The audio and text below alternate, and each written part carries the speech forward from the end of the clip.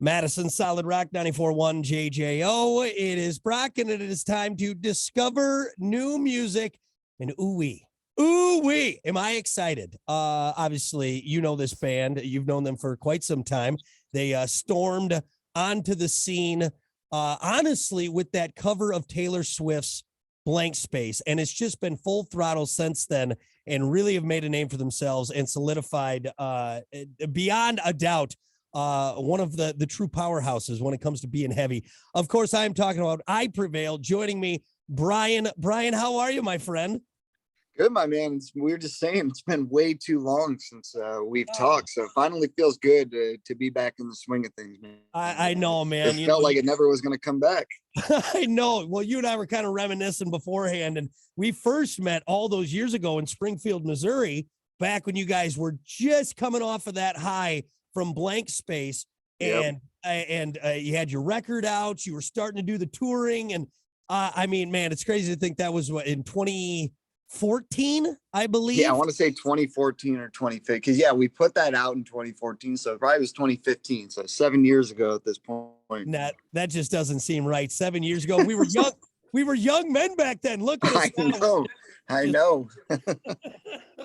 Well, we are super excited now because from that, we are now here, the third official studio album, which will be released on August 19th, called True Power. We've already had a couple singles on there, the latest one being Bad Things. Before that, we had Body Bag. Let's talk about the new album, man. Obviously, things have been a little crazy out there. How was this album maybe affected by the recent events, if at all? Yeah, I mean, they got affected in quite a big way because we actually were in Europe still touring on Trauma in early 2020. It was March of 2020. And basically, obviously, everything happened with COVID.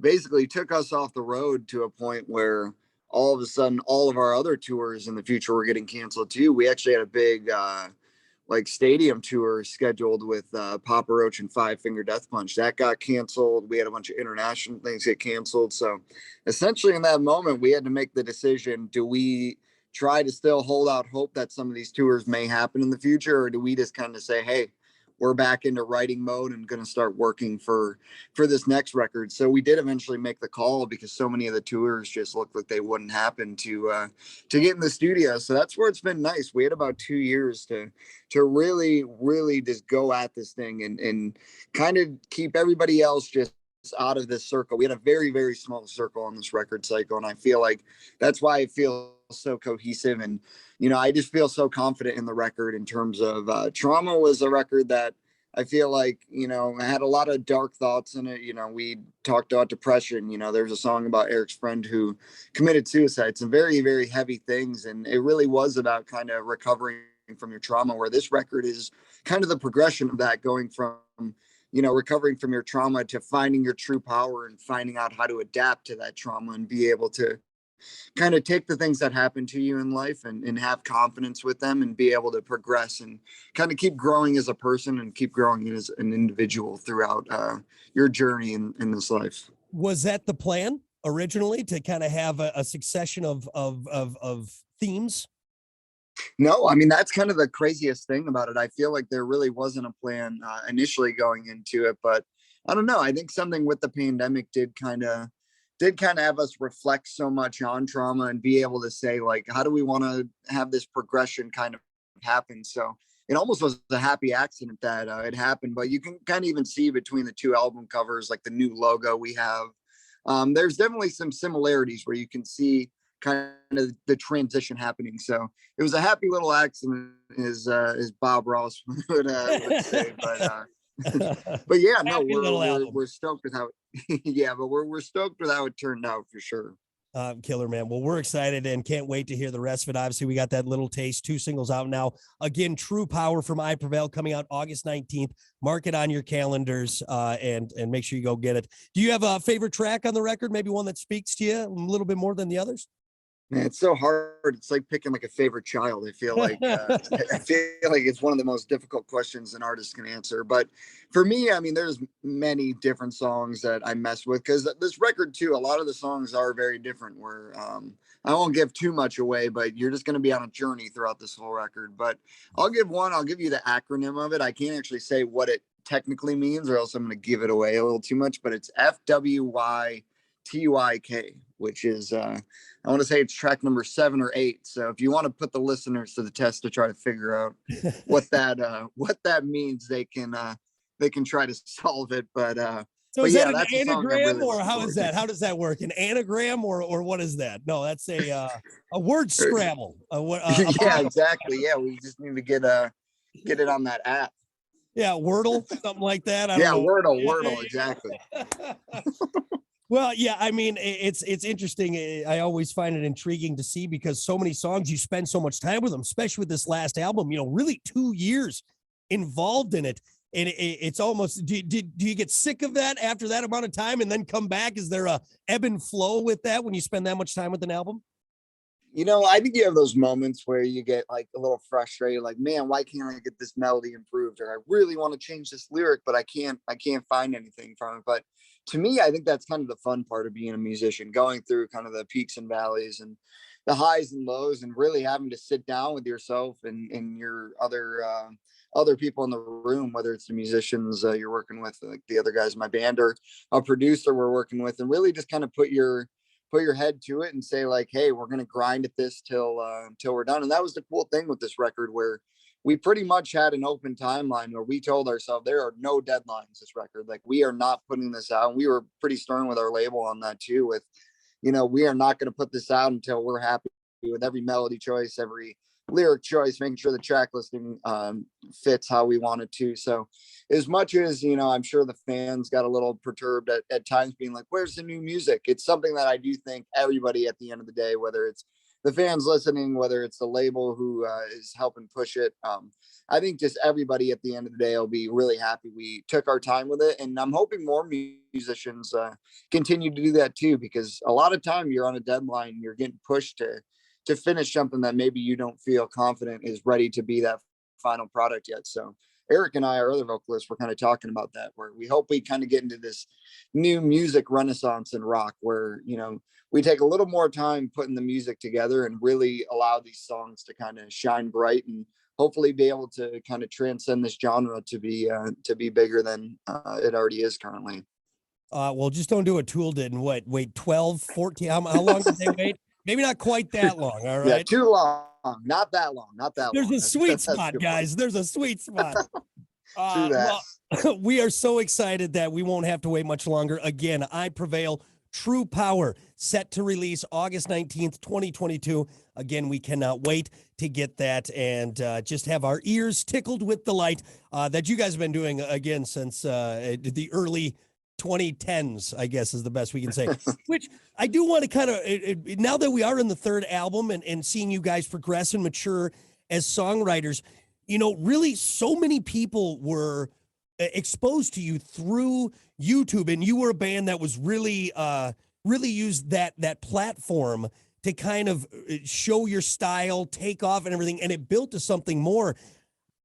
Does that still come into effect for you guys? Is it still sometimes maybe a YouTube mindset? Has it ever been a YouTube mindset? Is that a weird way to put it? I guess it's always interesting to me, No, yeah, I get what you're saying. I think it's more just the interaction mindset more than even just outside of YouTube. Because I think for us, we've always been a band. I mean, I said I was working at Domino's. Eric was at IHOP. We were just, dudes just trying to make this a living. I mean, I literally remember we would record out of our little storage unit. That's actually where we did the video for the cover, actually, way back in the day. So Yeah. a lot of it was very, very DIY, and to this day it's still DIY. And I think that's an approach we've always wanted to take, where it's like, hey, we have our hands in pretty much every area of what we do. Because a lot of bands, I think, maybe they're either formed coming into things, or they've been in a bunch of bands in the past. Where for us, we are all just babies coming into this, so we've been able to learn and develop each year as we've grown. And it started off with, we were doing the Facebook videos, or we would decide, like, hey, we're going to film a little live Q&A, or hey, we're going to do this giant meet and greet right after a show, even though they're telling us, like, hey, do a paid meet and greet right now. Like, there's only 300 people here. Let's just meet every single person, where it's really just having your hands involved with every single thing. And I think continuing to just stay connected too, and not not feel like you can get too good for yourself. Cause we've met musicians all in the time where I'm like, man, this guy's got such an ego, or this band just walks around like their crap doesn't stink. And I think that's something for us that we've always just wanted to be the same old dudes who were delivering dominoes and cooking up pancakes before. We just want to be the guys that people look at and like, hey, that's a cool organic project that blew up, and it's cool to see that band kind of continue to keep that presence and keep that approach with their fans or just anybody they meet on a daily basis. Because I still tell musicians that I meet, it doesn't matter who you run into, always be nice.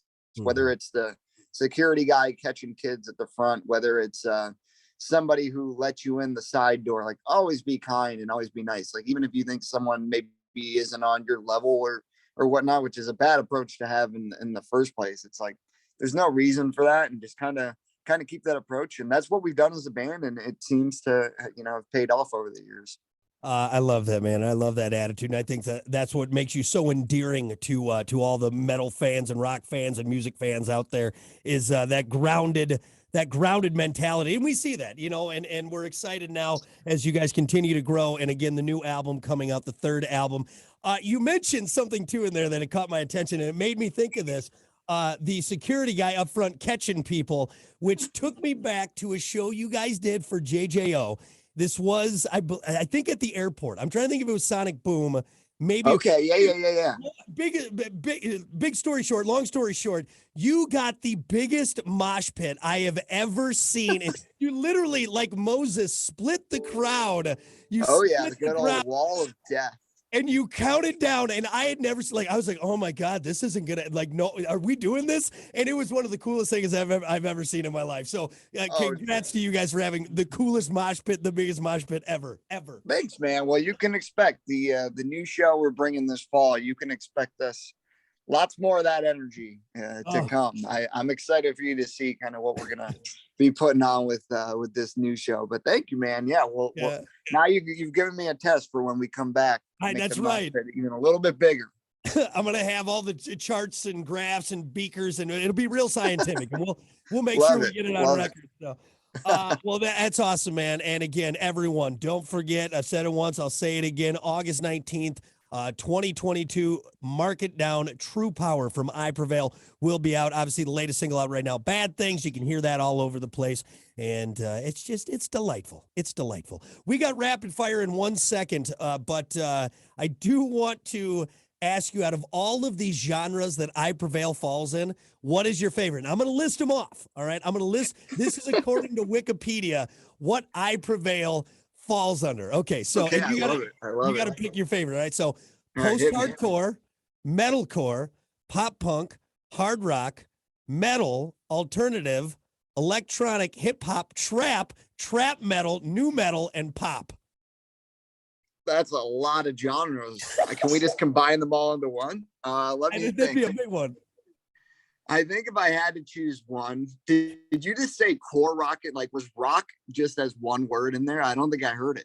No, it was metalcore. Metalcore was one in there. And you had post-hardcore, metalcore, and then, see, for me, I would lead to trap metal just because that cracks me up. I don't know why. Let's go with trap metal. That does sound pretty fun. Normally, I would just go to rock. I would just say, like, we're a pure rock band at the end of it. But I can't believe Wikipedia doesn't even say that. So I like it. You will laugh. We had we were just in Australia, and we actually had a question get asked to us about, like, you guys have done so many genres. What other genre could you see yourself mixing with in the future? And this was a joke, keep in mind. So I want everybody to know that. But Eric told the kid, we might get into some country black metal. So who knows? Who knows? Now I'm saying that's a joke, but according to Eric, that is something we may get into in the future. So I'm gonna add it to your Wikipedia right now. Now add it into the bio.